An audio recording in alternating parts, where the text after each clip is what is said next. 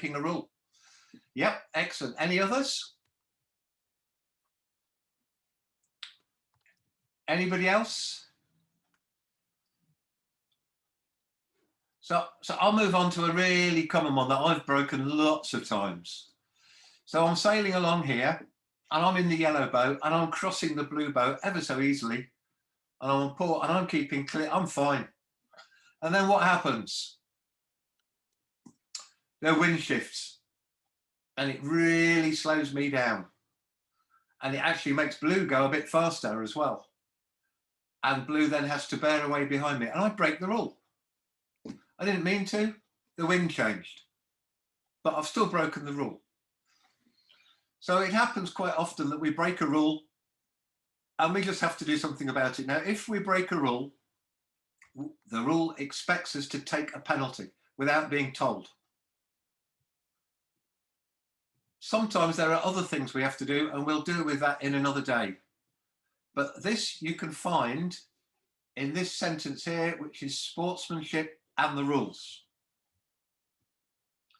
So, sorry, I'm pressing the wrong button. So if I look at my rule book and I look for sportsmanship on the rules and I go through my rule book, I'll find, and I'm just showing this just to show you how this works. It's pretty near the front of the book. And one of the problems with the book is finding everything. But here we have sportsmanship and the rules. And it tells us that a fundamental principle is if you break a rule, you take a penalty. Okay? So everything I do and everything I tell you, I'm going to show you how to find it in the rule book, because the rule book's a bit complicated. But if we find our way backwards and forwards through it, we'll feel more comfortable with it. And we're going to talk more about taking penalties. How do you do that? And it might even be a different evening here, I think. Yeah, that's fair. Okay. Now, like a lot of things in life, one of the first rules we have to look at, and it's rule 1 in the book, is safety. So what first thing you have to do is you have to have life-saving equipment on board for each crew member. So if there's 2 of you, you have to have 2 buoyancy aids. And mostly for junior sailing, you have to wear it all the time you're afloat. That's not a big surprise, is it? You'll find that rule, the fact that you have to wear it all the time, in the sailing instructions for the event. Now you're going to have to think and come back and tell me some things now. So you all sail in classes, either optimists or fevers, or what else do they sail in, Hugh? Terror. Terror. 420, 29er, laser 4.7, laser radial, laser standard, error. Oh, so lots of different classes. And those classes have their own rules about the equipment. And some of those rules have equipment in them. Who can tell me a safety rule that's in the class rules? Oh, type it in the chat. First one to type in the chat is a winner. You have to have a whistle. Oh, a whistle. Very, very good. Good skills. Well done. Knife in a 29er, Sam Webb. Well done. Yep. Who has to have a tow line? Long Painter, Marilyn Sherrington. Yeah, thank you very much. So each class rule has a different set of parameters. And you've thought of 2 that I hadn't thought of this afternoon. I haven't got the knife, and I didn't have the whistle either. So I need some more pictures on my diagram. But yep, we'll find that we have to have some of those things on board our boats for safety. Okay. The next safety rule is, the rule says if somebody's in danger, you might have to help them if you can. And to make it clear for everybody, now this isn't actually in a rule as such, but we have things that we all understand. And we all say, if somebody's in the water, they are considered to be in danger. Now, you're not always, you capsize quite often, so you're not always in that much danger, but we have to think of people who are in the water as in danger, because we don't know how they are. They might have bumped themselves when they fell in the water. They might have bumped their head, which is even worse. they might have got a rope tied around their foot or their arm. And certainly if there's boats buzzing around with propellers, it's not very safe. And that's without the water being really cold if you start to get really cold and can't look after yourself. So there's lots of different reasons why you might be in danger. So we always think of somebody in the water as being in danger. So if you're close to a capsized boat or you see a boat capsized, you should check that the crew are okay. So if you're watching, you should make sure you see their head and you can see them moving. So if it's a 420 that's capsized, you should look for 2 people, especially if the boat's turned upside down and we might have somebody trapped. We've all got to look after each other. Now it's very easier and I think especially it's one thing in junior sailing, you have lots of ribs out there, lots of parents out there, but as soon as you get to learn to look after each other, the better, because that's what you have to do all the time. And there's some classic stories about in the Vendée Globe at the moment. I mean, there are boats that have turned back hundreds of miles to help somebody who's in danger. There's something that some people get confused about. Because you are considered to be in danger if you're in the water, if a rescue boat or another boat comes along and helps you back onto your boat, you have not broken any rule. So if the rescue boat comes along, race committee boat, gets you out of the water onto the rib and then takes you and puts you on your boat, you have not broken any rule. You do not break the rule if you help somebody in danger. And you can find that in Rule 41. So we just quickly whip through and we find Rule 41. That's a really interesting one, which a lot of people don't know. I would say 99% of the population in sailing don't know about that. I think that's right, Hugh, because the rule actually changed not that long ago. And here it is. It says on here, a boat shall not receive outside help except help for a crew member who is ill, injured, or in danger. And that's why we consider somebody in the water to be in danger till we get them out. Okay? Sounds good.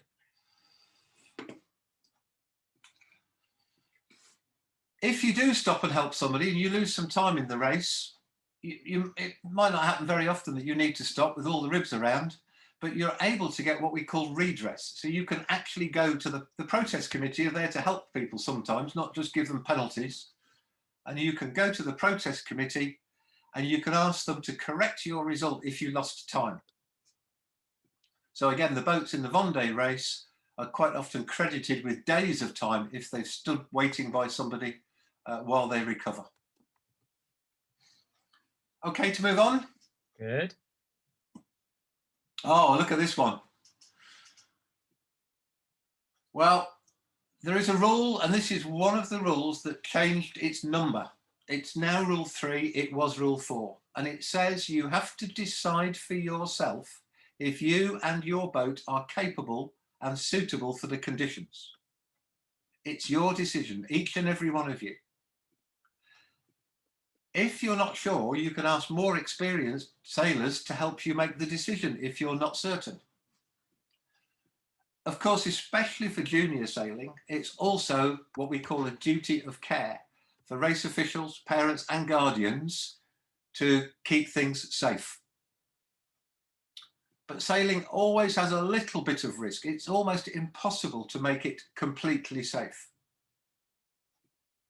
I think very sadly there was a fatality this week, wasn't there, Hugh, in the States, I think. Yeah, I must admit I missed that one. But it does happen. I mean, you know, it's not a very dangerous sport, but there is some risk. So the reason I'm going on about this is it's really important that we're all aware of what we're doing. And if you feel uncomfortable doing what you're doing, it's time to stop.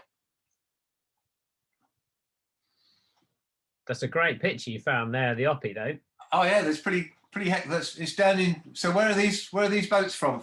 I think they're in New Zealand somewhere. So that's where they are. Yeah. Yep. They're down in New Zealand. So now there's another rule. Now the rules we've just done really only apply while you're racing. Well, you should help somebody at any time. Doesn't matter whether you're racing or not. But you won't get a penalty if you're not racing. But this is a rule called fair sailing, and it applies at all times at the event. And there's some surprising things here, and we call it fair sailing. So the rule says you have to race fairly and behave in a sportsmanlike way. And it's rule 2. So it's pretty important because it's right at the front. And if I flash through my rule book, and I'm doing this again just to help you show what the rule book looks like and you can find your way around. So it's not a very long rule. And you have to compete being sportsmanship and fair play. Now, what do you think might not be very sportsmanlike? Anybody? Another chance to put something in the chat. Who's going to be first? Oh, go on. Oh, what might not be very sportsmanlike? How about if you put your boat across the ramp as you were going to go sailing? Would that be sportsmanlike or not? What do you think? Not very sporting, is it? Stopping people from going sailing. Bad language, somebody says. Saying something rude. Yeah. Yeah, all good options. Yeah. All good. All good. So being a brat if you win. Being a brat. Lying in a protest room. So here's a good question. Lying in the protest room. That's a good one. That is definitely. Yeah. There's a good question here from Alice. It says, is shouting a rule which doesn't apply against the rules? It depends on what you shout, Alice. Sometimes if it's windy, you have to shout to be heard. And there are sometimes you need to shout at other boats. There's actually only 2 things in the rule book that require you to shout, but I think Hugh would probably agree there are a few other things that are sensible to shout. It's always sensible to be nice and clear about what your intentions are in the water, as long as you do it within a polite and firm way to make sure that your point's across within the rules. Exactly. So don't confuse shouting to be heard because you've got to get your voice across the water, and it might be windy and noisy, with being rude. And we don't care about people shouting as long as they're not rude. So there's another good question, John. Have you broken, from Joe Newbury, have you broken a rule if you put someone else in danger by helping somebody else?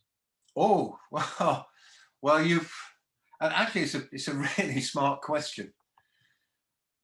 I don't think that you would break a rule unless you deliberately put somebody, if you deliberately put somebody in danger, absolutely you would break the rule. But if you're helping somebody else and by accident that puts somebody else in danger, which can happen, I don't think anybody would call that breaking a rule. So one of the problems with rules, we can write rules and I've written a lot of rules. If you get hold of this rule book, you'll find it's 130 pages long, and I've been part of writing most of them. We can write hundreds of pages of rules. We still can't explain everything. And we have to use this thing up here between our ears, and we have to be sensible. Hopefully the rules give us what we call a framework that we can be sensible with. So do you think a boat should be found to have broken a rule if they cause danger while helping somebody else? I wouldn't. I think if the intention is to try and help somebody, but there's by mistake, then I would have thought that would be acceptable. I think it has to be. So you picked up this example. Look, we've got some boats coming into a mark. They happen to be optimists. I don't know why I pick on optimists all the time. It's because I've judged them quite a lot and they shout at each other quite a lot. So somebody calls for mark room, and what comes back is, I've just put it as bad language because I don't even like typing bad words.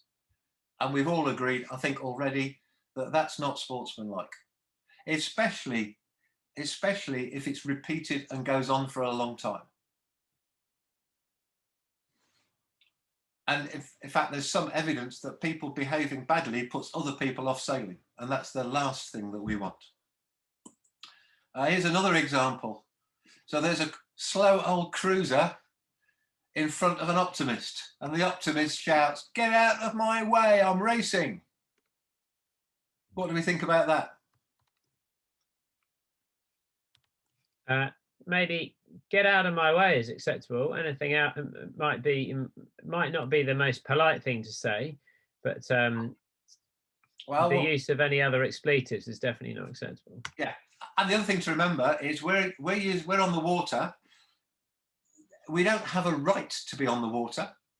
Well, actually, we do have some rights to be on the water, but so does everybody else using the water.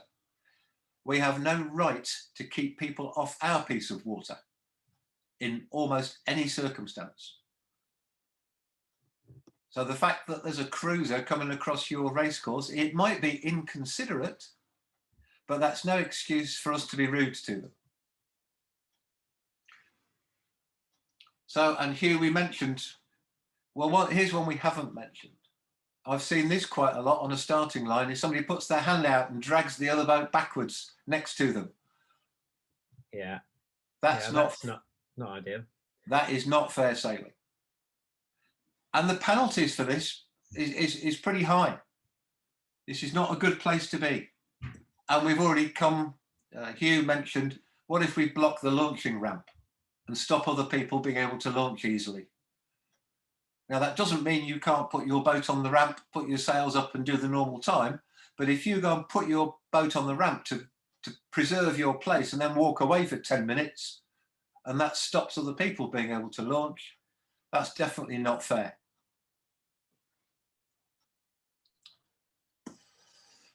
Whoa, there's another rule. This is while we're racing, and actually it really should apply all the time, but you only get a penalty if you're racing. You have to avoid contact with other boats if possible. And this one ended up as a right old mess, I can tell you. And this rule, I think, is getting more and more important as boats get faster and faster. It's so much more easy to hurt people because we get high-speed crashes. So you have to avoid, even if you're the right-of-way boat, you have to avoid contact if possible. So this is a circumstance where both boats can get a penalty for this rule if you don't avoid contact, and you could have done, even if you're the right-of-way boat.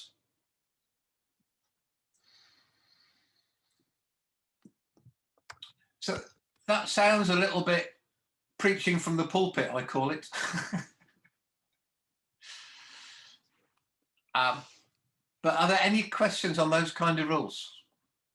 There was one other that was from Leo Gosling. It says about removing, one thing that wouldn't be acceptable would be removing somebody else's safety equipment for their boat. And I think also, you know, as an example, that could be removing somebody's bung from out the back of their boat. Absolutely, interfering with somebody else's boat. Exactly. And for bad cases of sportsmanship, I haven't put it in here. We have another rule which allows the punishment to get even higher. I don't even want to start talking about that because we don't want to get there. No, that sounds good. The rules between boats, looks like that's excellent. Okay, so we'll do something on rules between boats. We'll see how long this takes us. So, the rules between boats, we can find that in part 2 of the racing rules. So if we look here in my rule book, we started off and we had those fundamental rules that we've just described are all in part 1. Well, most of them are in part 1. Then we come down and we end up with part 2, the rules when boats meet each other, which are the rules that we normally start talking about. And you know some of these, in fact, you know most of them that you need to race, I'm sure. And in these rules, there's a really important idea. And that idea is keeping clear. And it's more than avoiding, we don't say avoid contact, we mean keep clear, which is a bit more than avoiding contact. We'll talk more about that in a moment. But one thing you'll notice about the words, the way I've written it, keeping clear is in italic typeface. Yeah? when we see something in italics, it means it's a definition in the rules. And I'm not going to worry about it too much, but I'm just going to show you right at the beginning, we've got all sorts of definitions, and here's the one about keeping clear. So when we're racing, we use some words in a very special way that you won't find in a normal dictionary. If you won't find them in a normal dictionary, we have to define them in the rule book itself. So these are definitions, and we know it's a definition if it's in italics. Okay? So we're gonna come back to keeping clear in a moment, but first we need to know something else before we get into keeping clear. And you're going to have to start thinking now, and I'm going to need some answers. We need to be able to work out which tack boats are on before we can work out which boat has to keep clear. So look at these. I hope you can see them clearly. Hugh's going to tell me if you can't see anything clearly.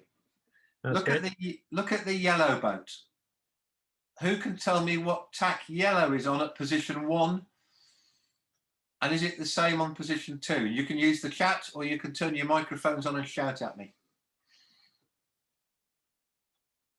And the wind, by the way, is shown on the arrow. Yellow boat's on starboard. Yellow boat's on starboard. In both 1 and 2? Yes. Great. Anybody unhappy about that? Seems good. Okay. Okay. Did we get any other starboards in the chat, Hugh? No, we're all good all on starboard. All good. Okay. What about the blue boat? Port. Yeah, they're both on port. They're both on port. Cool. What about the green boat? Port, and then just flapping sails. And then what about position 2? The red boat the green boat just flapping its sails. Tacking. So we're not, good. We're not quite so sure now. So from Henry West, we've got port and then head to wind. Yeah. From a few others, we've got port. It's tacking. We've got tacking from somebody. Okay. Right. Oh, we're going to have to look at the rule book. So let me go to the rule book, and I know where to look.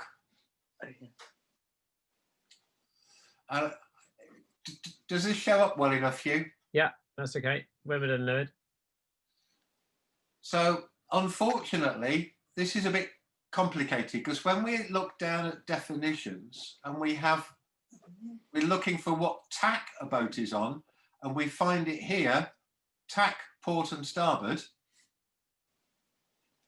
A boat is on the tack, starboard or port, corresponding to her windward side. Okay? And you'll see that windward is in italics. Gosh, we've got to look at another definition. I didn't know that. So now we need to go, and in fact we find windward in leeward, would you believe, which makes it even more difficult. The real people who write the rules need their heads testing here. A boat's leeward side is the side that is, and here's the important bit, when she is head to wind, was away from the wind. And when we go on, we find that the other side is her windward side. And now we know the windward side, we know which tack she's on. So let's just, on the picture, John, which side does that, with your arrow? Right, so we're looking at the green boat in position 1. So the wind is here. So which is her windward side? Starboard. Which is her windward side, the green boat? The left-hand side. So the green boat, which is her windward side? Port. Whoops, sorry. The port side is her windward side. Okay. Now, if we go back and remember what the rules said, when she's head to wind, it actually says,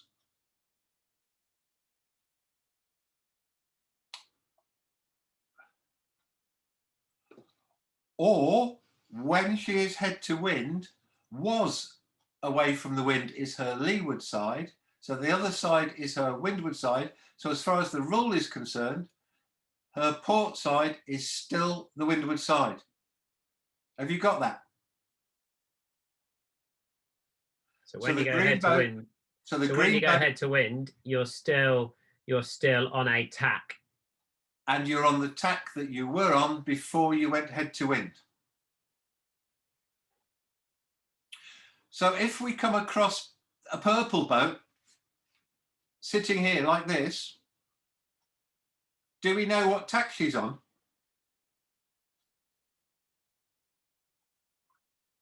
On the chat. First one on the chat, no from Dan Howe, or the Howes. Great, we don't know, because we don't know what tack she was on, because we don't know where she's come from. Sherrington's, So- it depends. So that can be a bit tricky. Yeah. Okay. So then the last one then. So What about red? So which tack is red on? Starboard. Yes, and what about here? They're going dead downwind. So they're still on starboard. Dead downwind? I'll need to draw it more clearly. Slightly running by the lee, but Yeah. still on starboard. Why is she still on starboard? How far by the lee can she go? Her main sail's on the starboard side. Right. So when we look at the definition here, it tells us in the rule, however, when sailing by the lee or directly downwind, her leeward side is the side on which her mainsail lies. So her leeward side is, I keep doing that, is her port side. So she's on starboard tack. And the reason the rule's written like that is so that everybody else knows what tack she's on, because they look at her mainsail. Because if you look at a boat coming downwind at you, you don't know for certain, unless it's very obvious, if she's sailing by the lee or not. So we wouldn't know if we have to keep clear or not unless we know what tack she's on. So we make it that if you're on sailing by the lee, doesn't change the tack that you're on. Okay? Move on. Yep.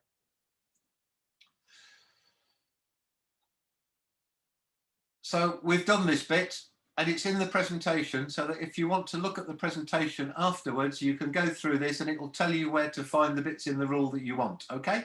I'm not going to repeat it now.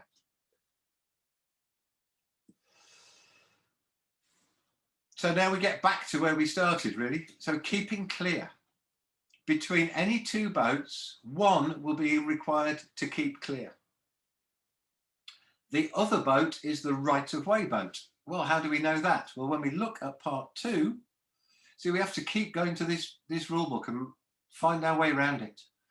We go to part 2 and we find here, a boat has right-of-way over another when the other boat is required to keep clear.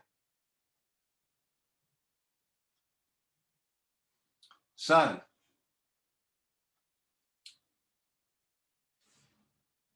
the good news is that's all a bit complicated, but the good news is there's only 4 basic rules that tell us which boat has to keep clear, and only one of them can apply at any one time, which is really helpful. So let's just have a look at some of these situations. So who's going to tell me which boat has to keep clear between yellow and blue? Blue. Blue. Everybody think blue? Why? Blue's on port. You see, you know the rules better than I. See, they know all the rules, Hugh. They don't need a Perfect. lecture. We What can- about red and green? Who has to keep? Green has to keep out the way. Which one? Green, because Green, green okay. on port. Because green's on port. Everybody happy with that? Perfect.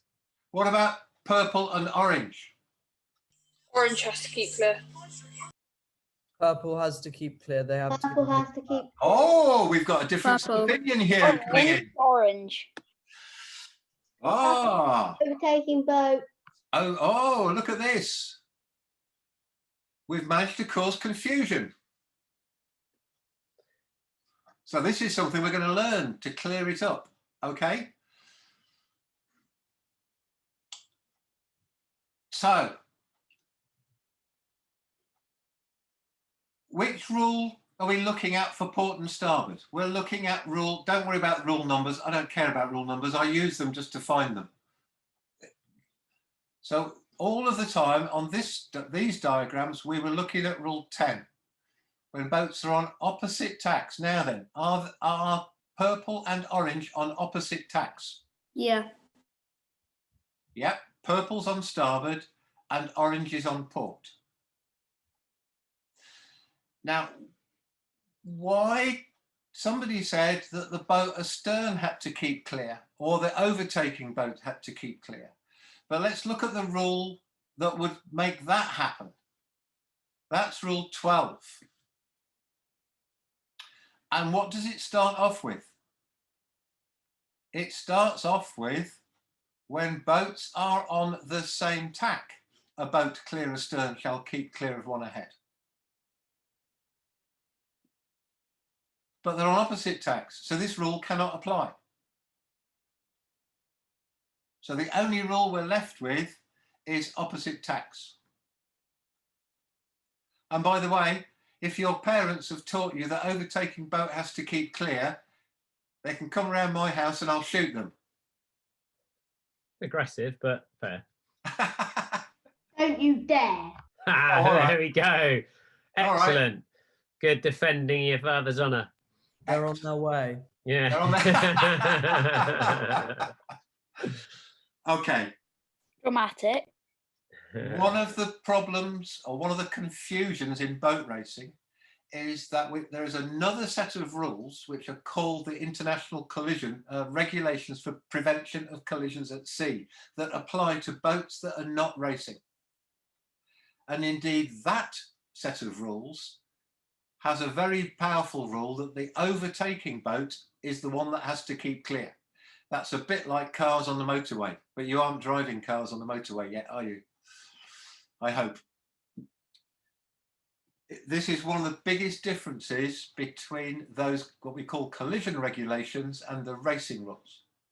In the racing rules, you will not find the word overtaking anywhere in the rule book.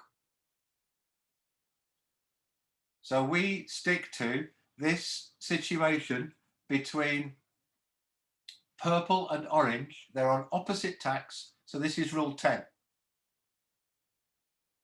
And it is orange that has to keep clear of purple by getting out of the way. That's great. I mean, those scenarios there come up all the time. Obviously, it's very simple in the first two, and the third one, just that's always the one that gets a little bit complicated. So I think it's important for everybody to just remember that there's a lot of things that can be changing as the purple boat catches up the orange boat. But if you keep remembering back to the simple point about port and starboard, you will keep clear in your mind about what's right. John, I was just thinking about looking at time, and people. Yep. Some people look like they're quite hungry, and others are eating at the moment. So maybe we just try and we'll look to just one more slide, and then we'll open up to a few questions, and then we'll go from there. Absolutely fine. So this was rule 10, port and starboard for all three situations. So this one you're going to get right. This one's probably I think it's. So who has to keep clear between blue and yellow? Blue, because blue's winning the boat. Anybody think differently? What about red and green? Red. Red. Green. Oh. Green has to keep clear.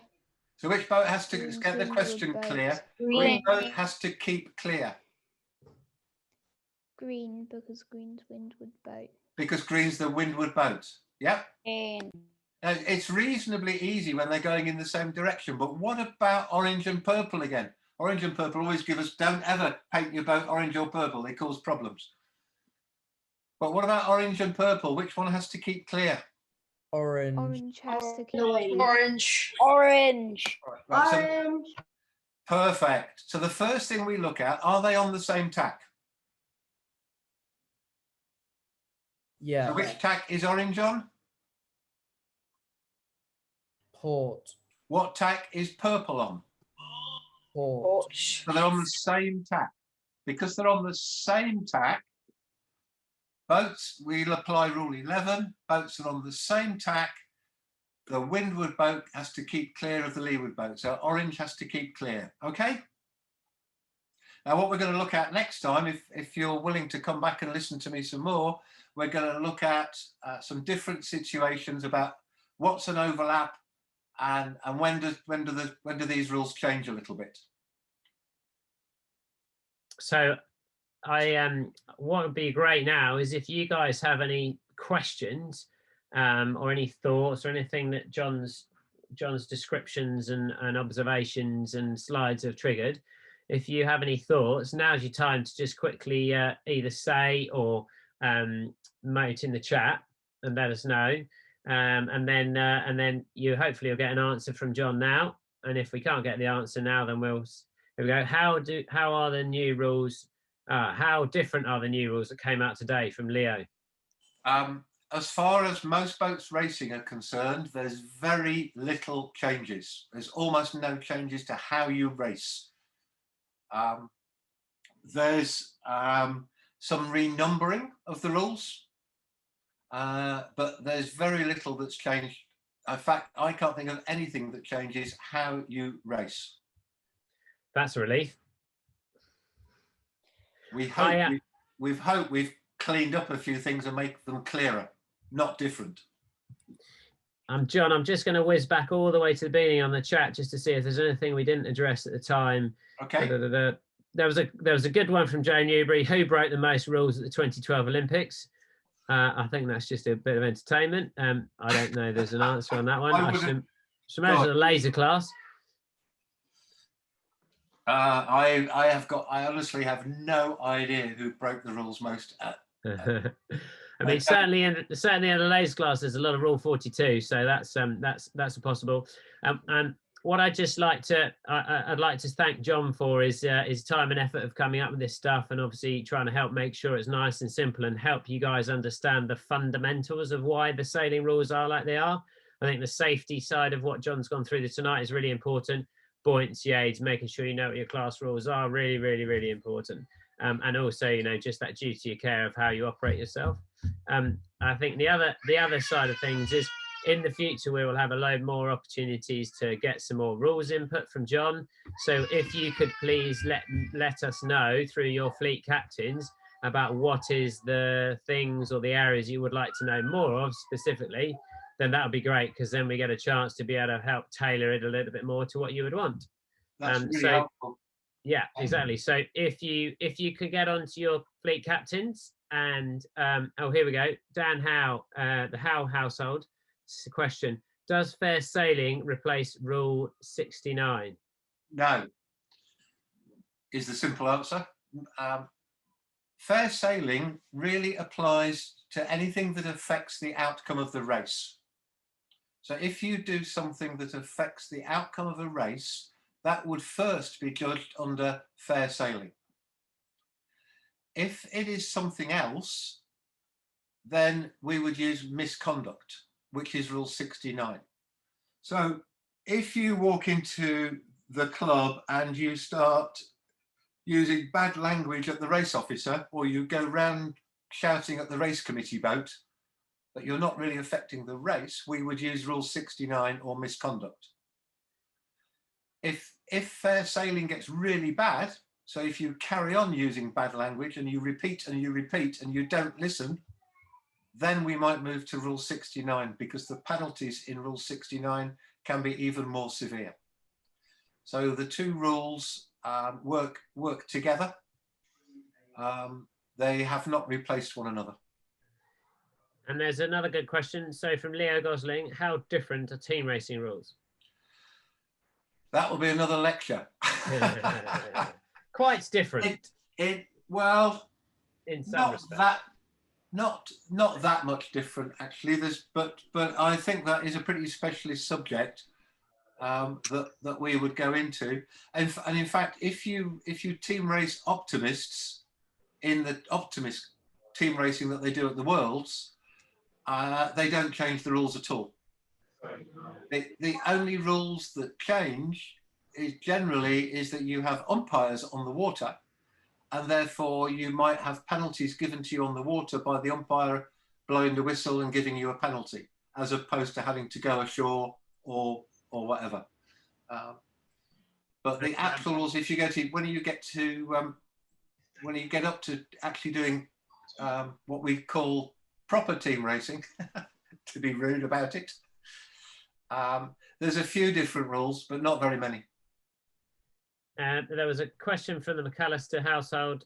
What are the penalties that are for Rule 2? I don't see him. Oh, the penalty for Rule 2 is a fixed penalty. It's a disqualification that you cannot exclude from your score. So you get disqualified from the race nearest to the incident or the race that you were in, if you were in a race, and you cannot exclude it from your final score. That's quite cool. You can do it like that. Yeah, and so there's just a little bit of some other clarification. So in terms of the team racing rules, then what are the penalties in team racing as well? The penalties in team racing are normally to do circles on the water. And one of the great things about, and if you look at the difference between team racing and match racing, if you get a penalty in team racing, that changes the tactics of your team, because your team have to come and help you get back in the boat and control the boat race. So the whole issue of penalties in team race becomes pretty complicated. Whereas in match race, in general, if you get a penalty in match race, you lose the match. About 80% of the boats that get a penalty, if they're match racing, lose the match. Very good, very good. Are there any final questions from you guys for John before we say thank you very much finally and leave him to his evening? So far, all silence.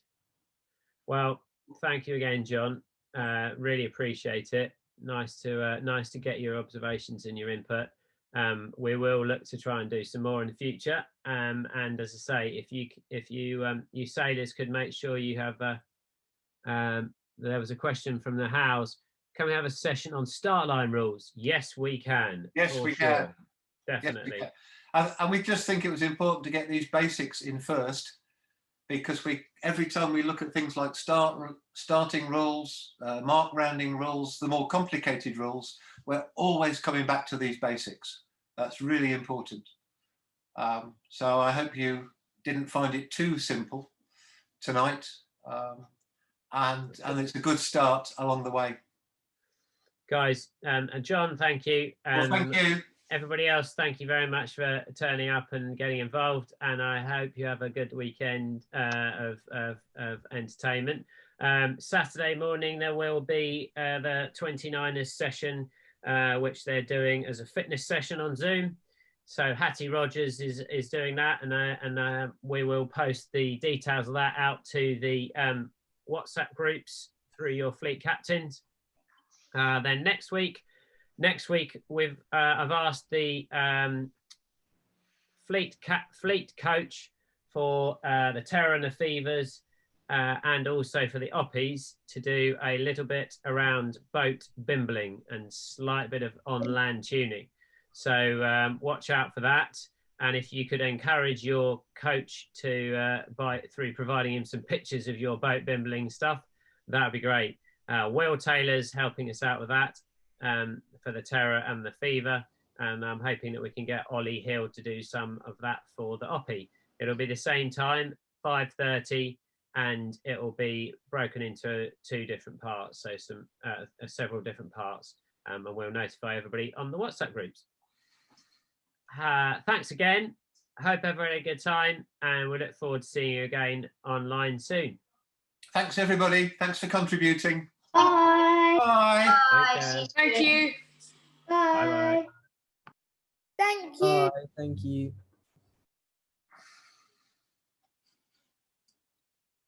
There we go. Gradually going. Take care, everybody. Nice to see you. Thanks, John and Hugh. Cheers, Hattie. Bye, guys.